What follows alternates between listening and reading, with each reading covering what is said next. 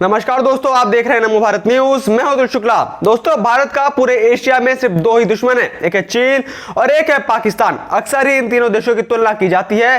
हालांकि भारत के सामने पाकिस्तान तो एक बच्चा सा है। भारत का सीधा टक्कर चाइना से है, फिर चाहे वो टेक्नोलॉजी के मामले में हो या फिर सैन्य शक्ति के मामले में। ये दोनों देश एक दूसरे को टक्कर का मुकाबला देते हैं, लेकिन भारत को सिर्फ चीन को टक्कर नहीं देनी है, भारत को चीन को बहुत पीछे छोड़ देना है और भारत उसी मिशन से आगे भी बढ़ रहा है। पहले की सरकारों ने चीन को अपना दोस्त मानती रही थी, लेकिन चीन ने उसी दोस्ती का फायदा उठाकर सीमा के पास न जाने कितनी जमीनों को हड़प लिया। और पिछली सरकारें तो चीन के मुंह में इतनी ज्यादा अंधी हो चुकी थी कि कांग्रेस पार्टी ने तो चीन में जाकर एमओयू तक साइन करके आ गई थी। लेकिन राष्ट्रवादी सरकार आते ही चीन की विस्तारवादी नीतियों पर रोक लगाई गई। नेहरू द्वारा दिया गया नारा हिंदी चीनी भाई भाई, इस खोखले नारे को राष्ट्रवादी सरकारों ने खत्म किया, क्योंकि भाई के नाम पर तो चीन लगातार भारत के पीठ में खंजर घोंप रहा था। इसलिए इस चीन को सबक सिखाना बेहद ही जरूरी था। लेकिन भारत इनको सबक सिखाता कैसे? क्योंकि पहले की सरकारों ने तो सेना को भी खोखला कर दिया था। साल 2015 में सीएजी की रिपोर्ट से पता चला था कि पिछली सरकारों की कारस्तानियों के चलते देश के पास केवल 15 दिन के युद्ध के लिए ही असला बारूद बचा था। वो बेहद पुराना था, जिसे चीन पाक तो छोड़िए आतंकियों से भी ठीक से नहीं लड़ा जा सकता था। मगर इसके बाद मोदी जी ने ताबड़तोड़ एक्शन लिए, सेना को आपातकाल में हथियार खरीदने के लिए स्वतंत्र किया। जिसके बाद मोदी ने बाहर के देशों से रक्षा सौदे किए, जिसमें राफेल जैसे लड़ाकू विमान, S-400 मिसाइल सिस्टम तो खरीदे ही गए, बल्कि ब्रह्मोस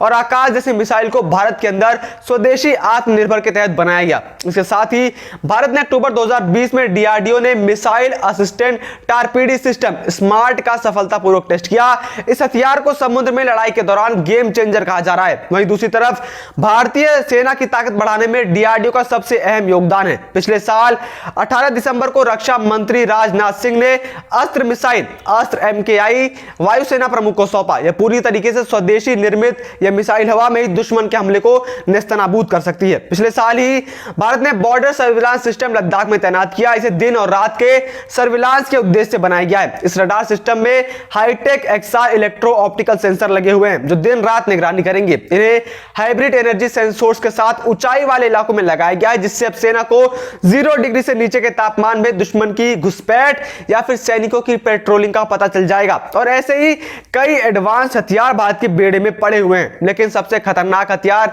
जो भारत के पास है वो है परमाणु। आप सोच रहे होंगे कि परमाणु तो और देशों के पास भी है, इसमें नया क्या है? तो आपको अभी अंदर की बात नहीं पता है। अब क्या है ये अंदर की बात जिससे चीन भी थर-थर कांप रहा है? उसके लिए आप इस वीडियो को पूरा अंत तक देखते रहिए। दोस्तों, अभी बीते दिनों मैंने भारत की परमाणु शक्ति पर एक आपको खबर दिखाई थी, जिसमें मैंने आपको बताया था कि परमाणु हथियारों पर नजर रखने वाली अंतरराष्ट्रीय संस्था स्टॉकहोम इंटरनेशनल पीस इंस्टीट्यूट की वार्षिक रिपोर्ट के मुताबिक पिछले एक वर्ष में पाकिस्तान के पास परमाणु हथियारों की संख्या 160 से बढ़कर 165 हो गई। मतलब एक साल में पाकिस्तान ने 5 नए परमाणु बम विकसित किए हैं। चीन ने भी पिछले एक साल में परमाणु हथियारों की संख्या 320 से बढ़ाकर 350 कर दी है। और सीमा पर ये दोनों देश भारत के लिए एक बड़ी चुनौती है। लेकिन भारत परमाणु हथियारों की संख्या में चीन और पाकिस्तान दोनों से ही पीछे है। पिछले एक वर्ष में भारत ने 6 नए परमाणु हथियार विकसित किए हैं, लेकिन अब भी यह संख्या 150 से 156 ही हो पाई। इस हिसाब से देखें तो भारत की तुलना में पाकिस्तान के पास 9 ज्यादा परमाणु हथियार हैं और चीन के पास हमारे देश से करीब 194 अधिक परमाणु हथियार हैं। जिसके बाद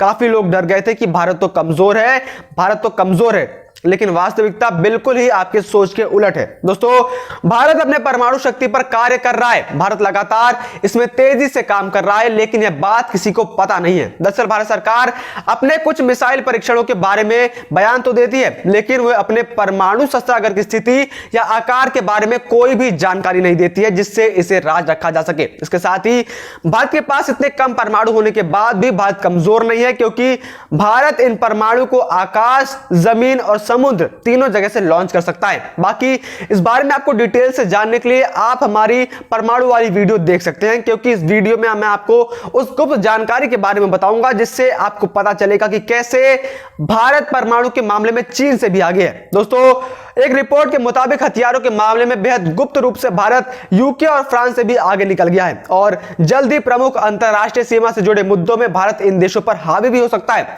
हार्वर्ड यूनिवर्सिटी के बेल्फर सेंटर की इंडियन न्यूक्लियर पेट्रोलिज्म इस रिपोर्ट के मुताबिक भारत के पास 2600 परमाणु बम बनाने के लिए आवश्यक सामग्री मौजूद है। यानी भले ही भारत ने भी सिर्फ 156 परमाणु बम बनाए हैं, लेकिन हमारे पास 2600 परमाणु बम बनाने का सामान पड़ा है। इस सिलसिले में वर्तमान में भारत तीसरे नंबर पर है। केवल अमेरिका और रूस ही भारत से आगे हैं। सिर्फ यही नहीं, भारत समुद्र में भी अपनी परमाणु शक्ति को बढ़ा रहा है। दरअसल भारतीय नौसेना ने 2022 तक नौसैनिक बेड़े को अत्याधुनिक बनाने तथा परमाणु शक्ति से लैस करने के लिए 6 और परमाणु पनडुब्बी बनाने का महत्वाकांक्षी मिशन शुरू किया हुआ है। इसके जरिए भारतीय नौसेना फ्रांस और ब्रिटेन की नौसेना से भी ज्यादा ताकतवर हो जाएगी, जो कि भारत के लिए एक महान उपलब्धि होगी। इसके बाद इसका सीधा असर चीन के ऊपर पड़ रहा है और वो बौखलाया हुआ है, क्योंकि भारत की बढ़ती ताकत देखकर चीन की चिंता कई गुना बढ़ गई है, क्योंकि भारत सीधे चीन की तिब्बत और अरुणाचल प्रदेश नीति पर दबाव डाल सकता है। कुछ ही वर्षों में भारत की ताकत इतनी अधिक हो जाएगी कि चीन भारत के किसी भी आंतरिक मामले में हस्तक्षेप करने की हिम्मत भी नहीं कर पाएगा। साथ ही सीमा पर भी भारत अब बहुत ज्यादा इंफ्रास्ट्रक्चर को बढ़ा रहा है। साथ ही एशिया के विभिन्न हिस्सों में भी भारत अपना प्रभुत्व धीरे धीरे बढ़ा रहा है और एशिया के शक्तिशाली देशों में से अब एक बन चुका है। चीन और पाकिस्तान जानते हैं कि भारत जल्दी आर्थिक रूप से और परमाणु ताकत के मामले में एक वैश्विक शक्ति बनने जा रहा है। इससे सबसे बड़ी समस्या पाकिस्तान के लिए खड़ी हो रही है, क्योंकि फिर वो कश्मीर के मुद्दे पर हस्तक्षेप करने की भी कभी हिम्मत नहीं जुटा पाएगा। अमेरिका की एक रिपोर्ट के अनुसार अगर सारे इस्लामिक देश आतंकवादियों के साथ मिलकर भी अगर भारत के साथ युद्ध करते हैं तो भारतीय सेना मात्र 14 दिनों में सारे इस्लामिक देशों में तिरंगा लहराने की क्षमता रखता है। इन बीते दशकों में भारत की सैन्य ताकत काफी ज्यादा बढ़ गई है और भारतीय सेना के पास सारे अत्याधुनिक हथियार भी आ गए हैं। भारत अब खुद को विकासशील देशों में से निकालकर विकसित देशों में खुद को तब्दील कर रहा है, जिसकी वजह से वैश्विक स्तर पर भारत की साझेदारी भी धीरे धीरे बढ़ रही है। जो भारत कल तक हथियार खरीदने वाले देश के नाम से जाना जाता था, अब यही भारत जल्द ही और देशों को हथियार बेचना शुरू कर देगा और इसके लिए भी केंद्र सरकार काम में लगी हुई है। रक्षा मंत्रालय के मुताबिक पिछले कुछ सालों में आयोजित हुए अंतरराष्ट्रीय प्रदर्शनों, डिफेंस एक्सपो और एरो इंडिया के दौरान कुछ मित्र देशों ने आकाश मिसाइल में रुचि दिखाई थी। इसके साथ ही तटीय निगरानी प्रणाली, रडार और एयर प्लेटफॉर्मों में भी रुचि दिखाई जा रही है। केंद्र सरकार ने साल 2024 तक डिफेंस एक्सपोर्ट की इंडस्ट्री में $5 बिलियन का लक्ष्य छूना तय किया है। लेकिन दुनिया भर में भारत को हथियारों के आयातक के देश के रूप में जाना जाता है, लेकिन भारत की इस छवि को आने वाले कुछ सालों में पूरी तरीके से बदल दिया जाएगा। इस बातों पर गौर किया जाए तो पता चलता है कि पीएम मोदी के नेतृत्व में भारत की ताकत किस तरीके से बढ़ी है और भारत अभी भी लगातार विकास की राह पर ही आगे बढ़ रहा है, क्योंकि इस समय देश की कमान 56 इंच वाले प्रधानमंत्री मोदी के पास है, किसी कठपुतली के हाथ में। इसका अंदाजा भी आप इसी बात से लगा सकते हैं कि भारत ने अब अपनी नो फर्स्ट यूज पॉलिसी को भी बदलने की सोच ली है। भारत के रक्षा मंत्री राजनाथ सिंह का कहना है कि भारत, जिसकी पहले यह नीति हुआ करती थी कि कभी भी वो किसी देश पर पहले परमाणु हमला नहीं करेगा, लेकिन अब इस नीति में बदलाव किया जा सकता है। अगर भारत को लगता है कि कोई देश उसके लिए खतरा है तो भारत उसके लिए परमाणु हमले की तैयारी कर सकता है। इससे पता चलता है कि भारत की नीति अब डिफेंसिव नहीं रह गई, भारत अब एग्रेसिव नीति पर काम कर रहा है, जो कि भारत को शक्तिशाली देश बनाने में एक बेहद ही अहम कदम है। बाकी इस बारे में आपकी क्या राय है, आप कमेंट बॉक्स में जरूर बताएं और अगर आपको वीडियो पसंद आई हो तो इसे शेयर करना ना भूलें। जय हिंद, जय भारत। वीडियो को लाइक, सब्सक्राइब और शेयर करना ना भूलें। अपने विचारों को कमेंट बॉक्स में लिखकर हम तक जरूर पहुंचाइए।